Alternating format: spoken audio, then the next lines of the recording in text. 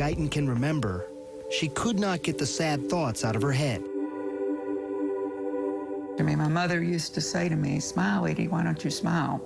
And I would, give something like that maybe, or just think, what is there to smile about? At 19, her blank face reflected what would later be diagnosed as severe depression. That expression is the best I could do. She went into counseling, but it didn't help. Over the next 40 years, she tried everything else, including psychiatric drugs and electroconvulsive shock therapy. What finally worked? Well, if you could look inside Edie Guyton's head today, this is what you'd see. I don't think about it, but I have electrodes in my brain.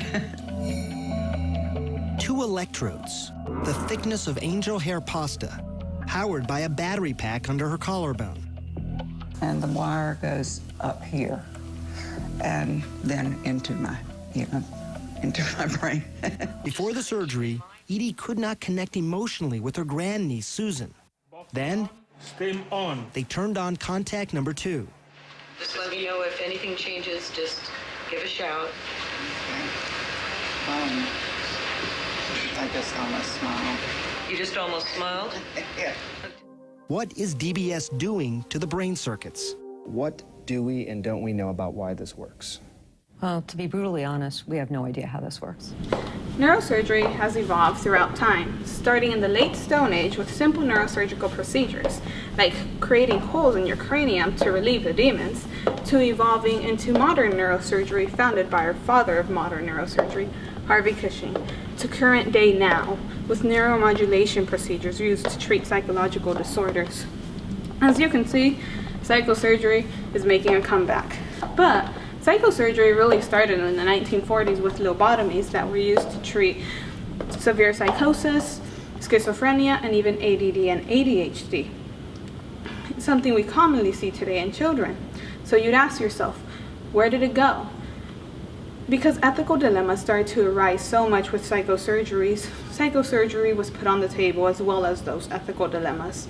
And Thorazine, a pharmaceutical, took its place along with other pharmaceuticals. But in the 1990s, all those things laid on the table came back, with the vagus nerve stimulator being approved for treatment-resistant depression and epilepsy, and the procedure, deep brain stimulation, being approved for Parkinson's in 2002. All these questions came up once again, and those ethical dilemmas created something new, something known as neuroethics. And today, many of those questions are being asked again. How much power can somebody have? And if they have so much power, is it correct? Is it too much power for a neurosurgeon? Do we really know what we're doing to them? All these questions are coming up once again. Dr. Martin Winan, pediatric neurosurgeon at the University of Arizona, will be sharing with us today his thoughts on the neuroethics of neurosurgery through a neurosurgeon's eyes. Today, many people think that neurosurgeons are having more power just for the simple fact of the rise of neuromodulation and stimulation procedures. They fear that a new Walter Freeman could come up in the society. How do you, as a pediatric neurosurgeon, balance that power between you and the patient? I don't consider neurosurgeons that powerful. We're human beings like anyone else. So I would rephrase the question and simply say, what's our motivation for doing what we do? So what is your motivation?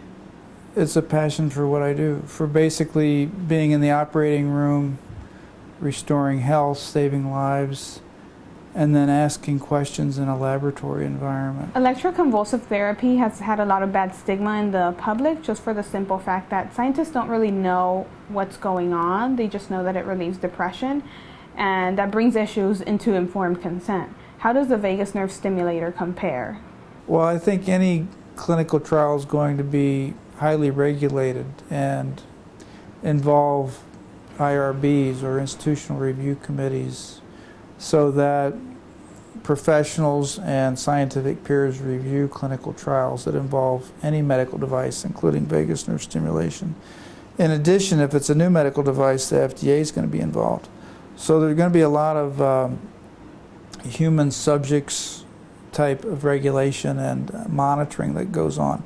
Also, anytime you attempt to expand the indications for a medical device, there's going to be a data safety monitoring board, which is going to consist of scientific peers that are going to provide another ethical monitoring layer to anything that happens. So first of all, understand that whenever a company or an institution tries to expand the indication for a medical device, there are multiple layers of societal monitoring that occurs on an ethical basis to make sure that ethical boundaries are maintained. And so to the extent that vagus nerve stimulation is being, for instance, investigated in inflammatory disorders like rheumatoid arthritis, these things are very heavily monitored and regulated. So it's really not an ethical dilemma putting a vagus nerve stimulator in a patient, because it's FDA approved for its intended use to inhibit seizures, and it's highly beneficial for some patients. That is, about 50% of patients get rid of 50% of their seizures. So it is neuromodulation, and it's a way of inhibiting a disease. Could you say that we truly do know the physiological aspects and the structure of a vagus nerve stimulator? Well, we know the anatomy that we're affecting, but we don't know all of the functions of the stimulator. That is, it's still debated as to how it exactly works. There have been observations, for instance, it has an anti-inflammatory effect. There's a vagus nerve splenic macrophage acetylcholine theory for inflammation that it's thought vagus nerve stimulation inhibits. Also, we've observed that it affects the electrocorticogram, that is the EEG, bilaterally in both temporal lobes when the vagus nerve stimulator is activated in some patients and people that we've simultaneously done invasive monitoring on. So we know it has an electrical effect, it has an anti-inflammatory effect, but we don't know exactly how it works. Do you see psychosurgery making a comeback? Well, it already has, because as I said, the FDA has approved vagus nerve stimulation for depression. It just doesn't get used very much because insurance carriers have decided not to pay for it, Medicare being the big one.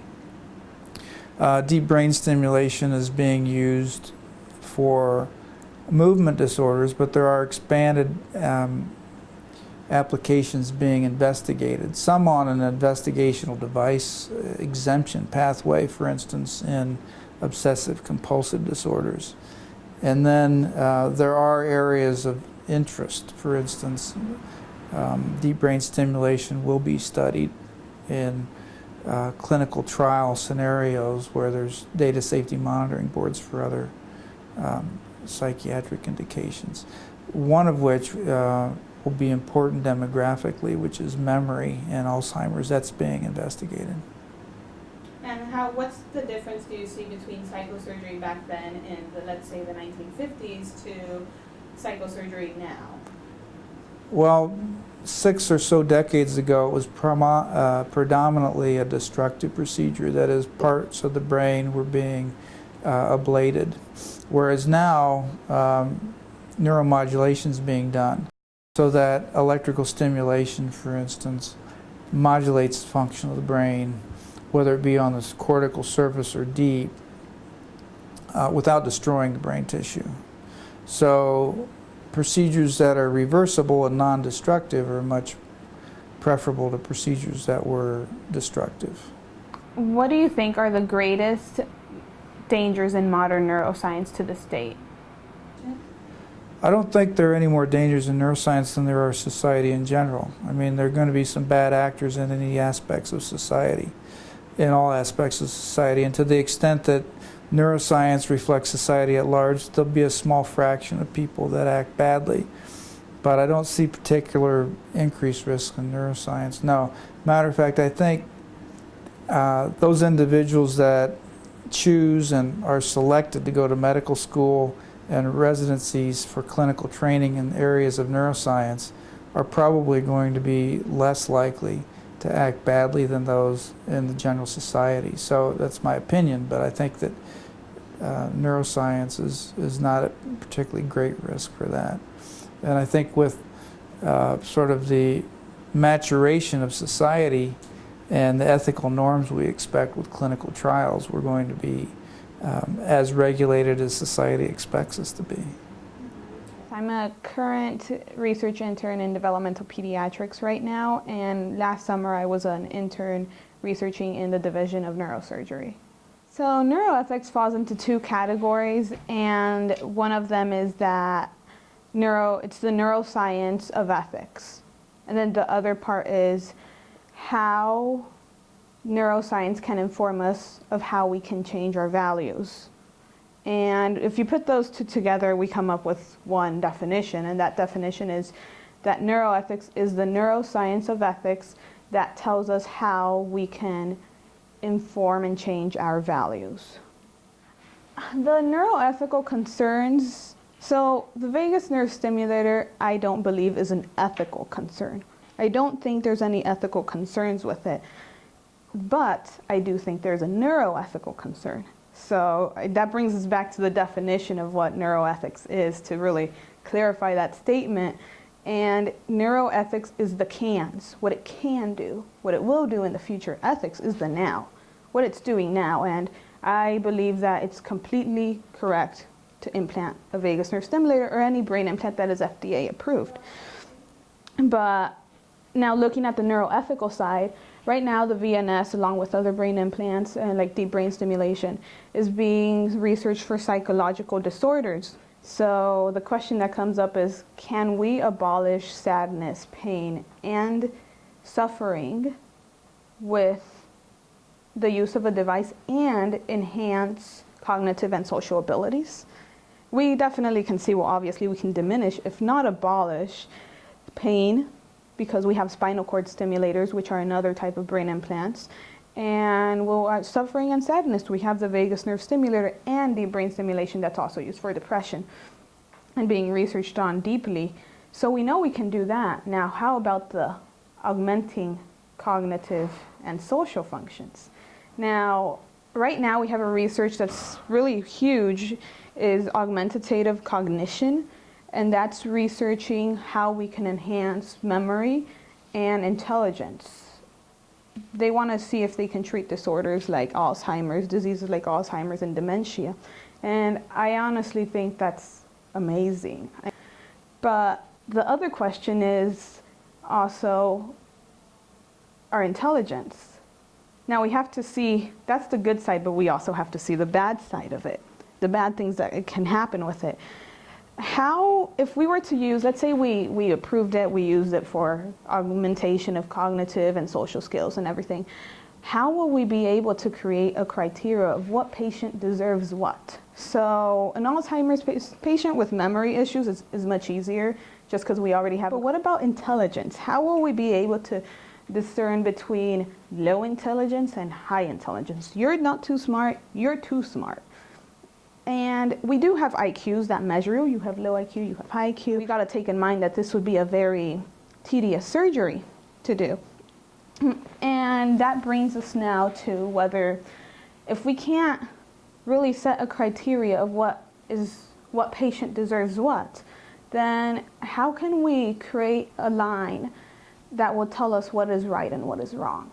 Not only can we not really draw a line between what is right and wrong, so who we should use it on, why we should use it.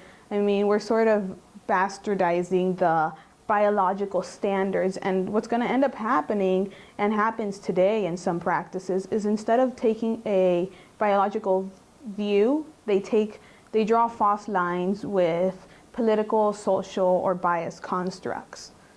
And let's say that we drew lines, whether they were biological or however, we approved them and everything.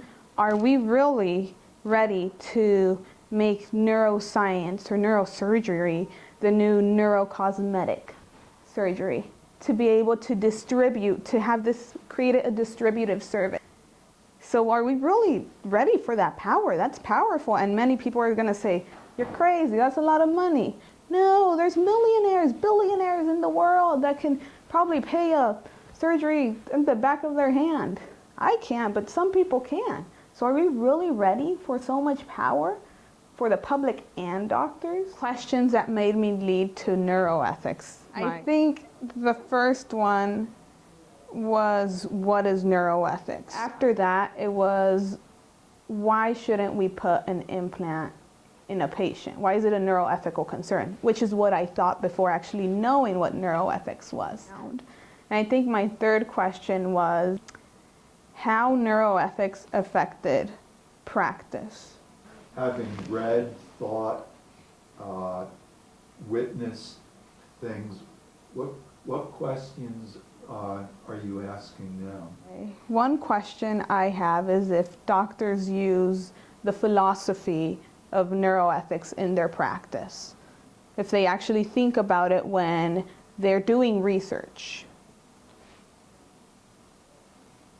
And is there another question you're wondering about now? The other question that I do have is how people view neuroethics. Why is there a misconception? How did this misconception arrive and how can we fix that misconception?